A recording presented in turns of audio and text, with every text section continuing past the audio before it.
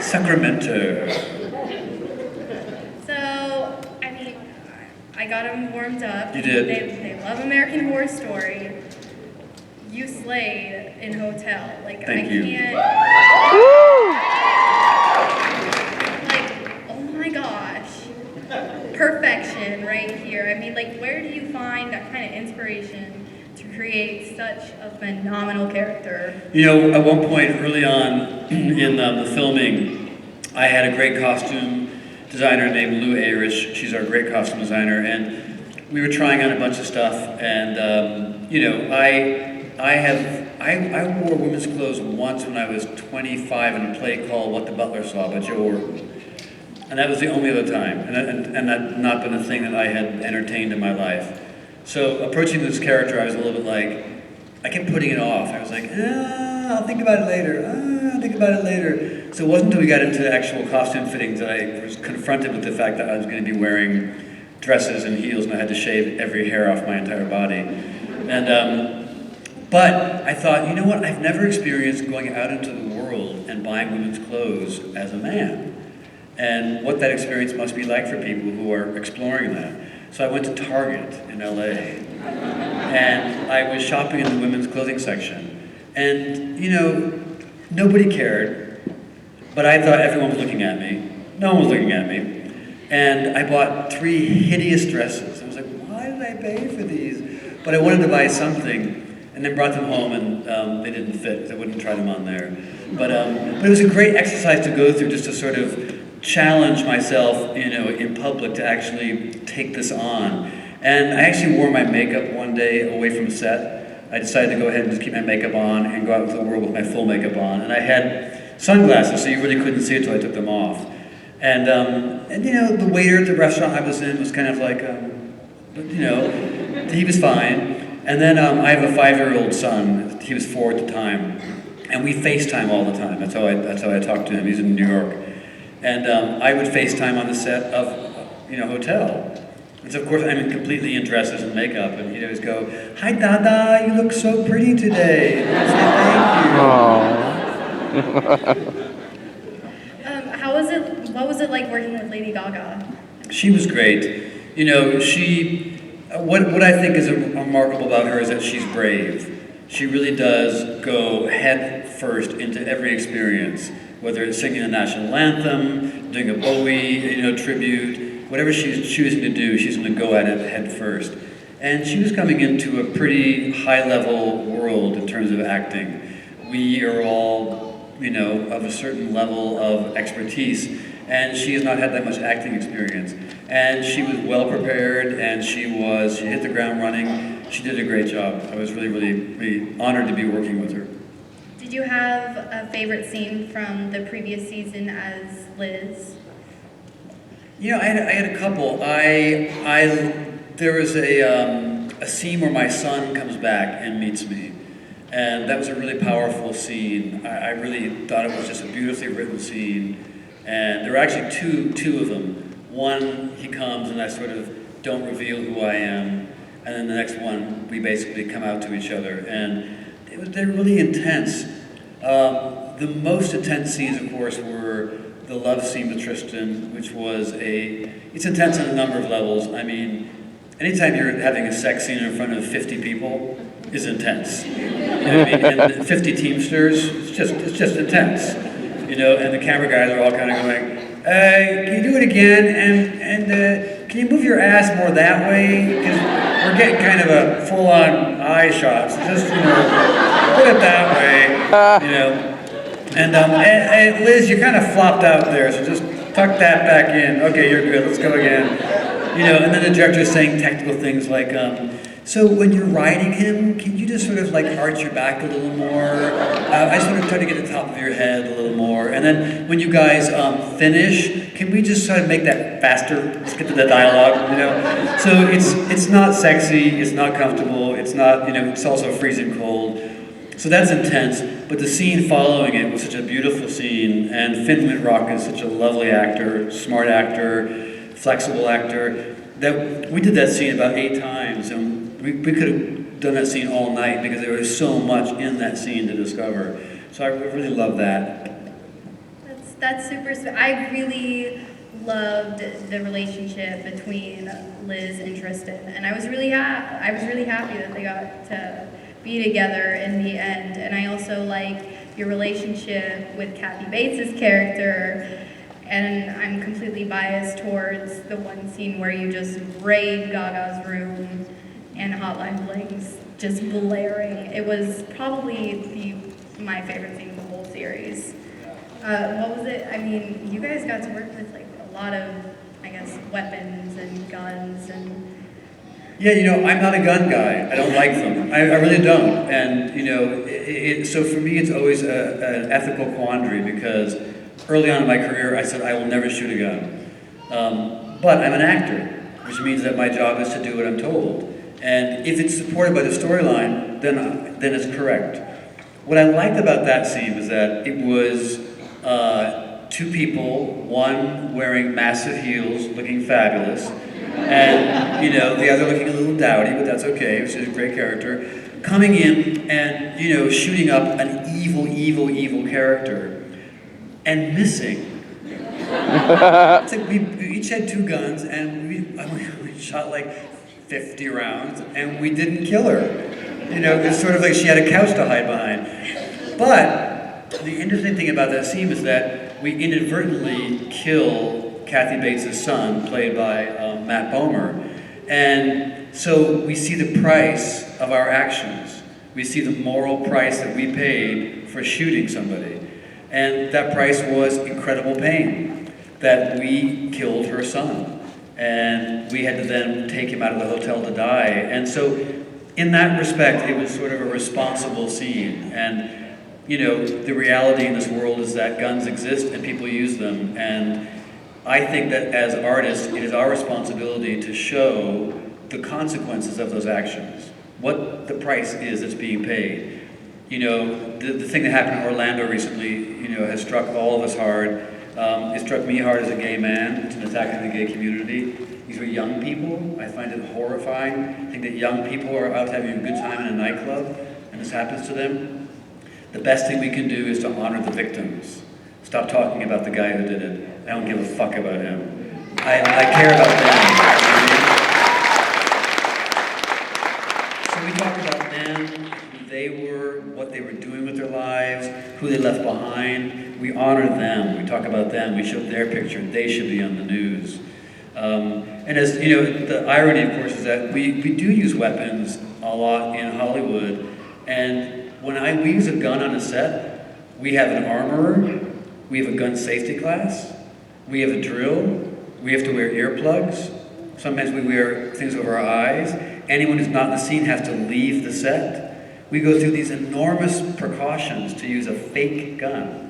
All these safety protocols for fake guns, which I find ironic, that we do so much work to keep people safe with a fake gun, and yet we have things like this that happen in the world. Didn't mean to get all political, sorry about that. We'll talk about Donald Trump next, and then we'll leave it alone. And I just want to remind the audience, at any time during the panel, you're more than welcome to use our 2 mics on the aisles. I was just going to say, you're more than welcome to leave. Or that, I mean, whatever you want. Throw things. We had a very poetic moment. It's time to wrap it up. Exactly. So Ryan Murphy has been holding off on season 6's title for a very, very long time now. I was looking for the title. Is there something that you can talk about? I know he's balancing between 2 ideas he has. Have you guys seen any scripts yet at all? I think the idea for this year is isn't that great? They didn't tell us. We couldn't get scripts. I got 2 scripts, the 2 episodes I'm in. If I'm in them, I don't know if I'm in them or not. I don't know if I got them. And when I worked last week, which I think I worked last week, we don't know much. We honestly don't know much. They haven't told us much at all. And even the little that I know, I'm so confused about. That people ask what it's about, and I'm like, I honestly don't know. I couldn't begin to tell you. I think they're going to try this year to actually be mysterious. I think that's the gambit. He's going to actually try to be mysterious. I do know that a lot of the regulars are coming back. A lot of the cast who you know and love will be back.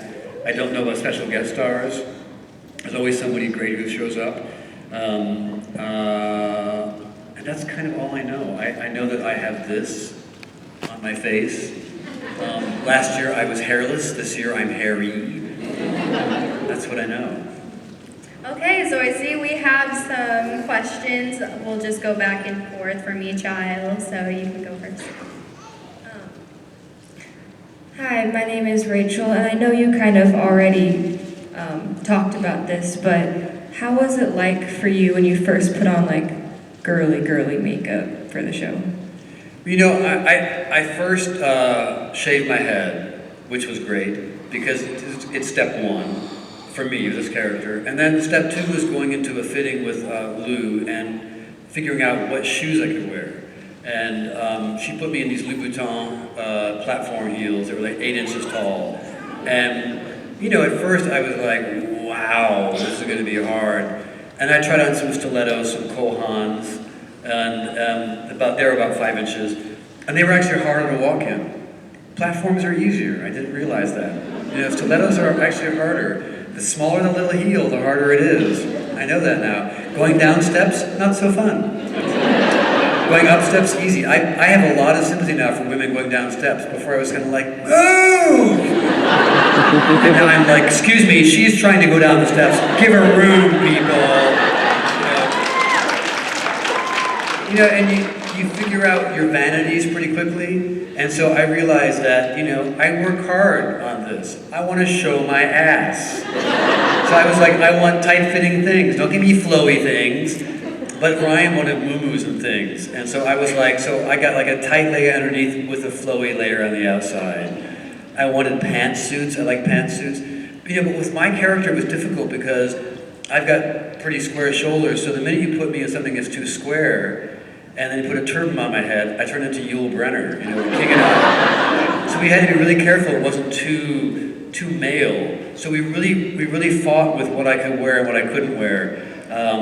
You know, my favorite outfit was these long black lace bell bottoms. It was just, oh my God, such a great outfit.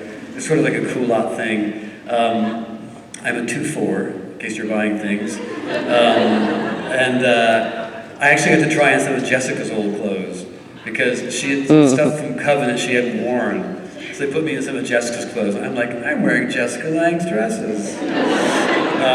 Her rejects, by the way. They weren't things she had actually worn. They're things she didn't like. And at one point, I tried something on I was in love with, and they were like, we think Gaga wants this. And I was like, oh. So I lost to Gaga on one outfit. I can't tell you which one, but it's pretty cool. You know, as a guy, when it comes to clothes, I don't really care as much. When I was Stanley in season 4, I definitely had a lot more opinions because he was natty.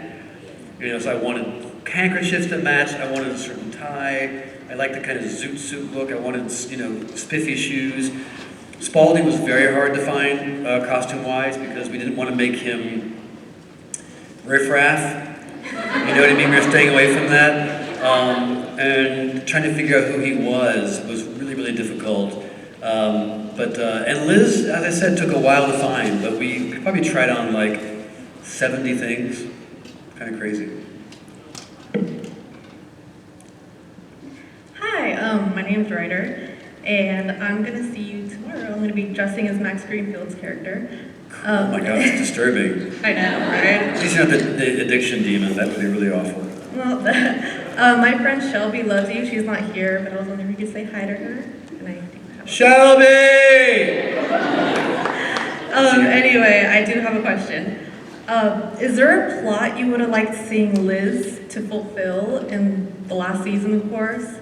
I know I would have liked personally to see her discover, you know, Valentino's character since they looked alike and all that, and kind of freak out over that, but just you know, early on, we don't always get the backstory. We get it in drips and drabs as the scripts come in, so I do a lot of my own thinking and my own planning. So early on, I wrote a cabaret act for Liz. It was about 45 minutes long. I wrote original songs. My friend Doug Wood composed a song for it, which went, let's see. Call me at Butterfield 8. You know you see me. I need to see you once again, baby. Call me. I never got to perform it, but I had a whole routine worked out, and I told Gaga about it. She was like, "Oh my God, you have to do it." And I told Ryan about it, and I was going to rent a place in New York, in LA. But then I got busy, and the shooting took up so much of my energy and time. I could never get it done. So I kind of regret never getting my cabaret act on, because it was really a great act. It was Liz sort of taking stage and just like performing. So I would have liked to have seen that act. And I was in the fashion show scene at one point, but then they wrote me out of it because I had such a cutting remark to Will Drake that they were like, "She's not gonna stay." So they cut me out. Well, that's awesome. Thank you. Hello. I've seen all the American Horror Stories from the first season to this one, and I've seen like how it's developed as a show. And I think honestly the Covenant one wasn't that great. Own opinion. What? No, Asylum wasn't that great. I wasn't in Asylum. Asylum was awesome. I love Asylum. But I didn't think the circus one was that great. Wait a minute. You just dissed Coven. You just dissed Freak Show, but she watches them all. Yeah, sorry about that. I thought Commitment. this last season they kind of got back to the original, like being spooky. Yeah. You know, that type of plot line. And I don't know, did you have a favorite Coven. that you liked? You know what? Here's the thing. I think Ryan Murphy is brilliant, and he named it American Horror Story, which he explained, and I agree, it means the different types of horror, the different subgenres of horror, the different ways in which horror is expressed in Americana. So it can be everything from, The Shining to Human Centipede to, oh God, maybe it's creepy. To The Walking Dead. These are all genres of horror, and what American Horror Story does is it investigates a different genre of horror, and not everybody likes every kind of horror. I'm not big into Friday the 13th movies. I don't like to see people having sex and getting stabbed in the back under a bunk bed. That doesn't work for me. You know what I mean? But I love Amityville Horror. So we all have different things. It sounds like you're more of a haunted house type of person. So then that means that, of course, Coven's not going to be your bag, or Freak Show. I like the fact that we give people a different sort of variety. I can always tell people who love Murder House are going to love Hotel. People who like Asylum aren't going to like anything else. People who, it's usually the case. People who like Stanley and Freak Show, I'm a little scared of, frankly.